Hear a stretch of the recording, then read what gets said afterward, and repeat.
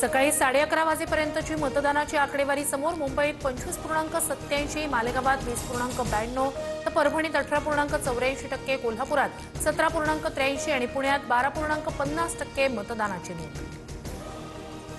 दादरमध्ये राज ठाकरेंकडून सहकुटुंब मतदान. तर पाडू मशीन कोणत्याही राजकीय पक्षाला दाखवलं नाही. मतदानानंतर शाईऐवजी पेनाचा वापर सुरू. सतर्क रहा, राज ठाकरेंचं आवाहन. मुख्यमंत्री फडणवीसांचं नागपुरात सहकुटुंब मतदान.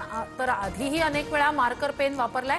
मात्र काही लोक उद्याचा निकाल आल्यावर कशाला दोष द्यायचा याची तयारी करतायत. फडणवीसांचा राज ठाकरेंना टोला.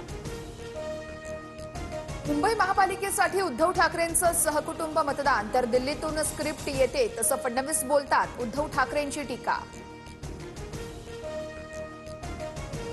मुंबईत मतदानावेळी बोटावर लावलेली शाई पुसली जात असल्याचा ठाकरेंच्या शिवसेनेचा आरोप.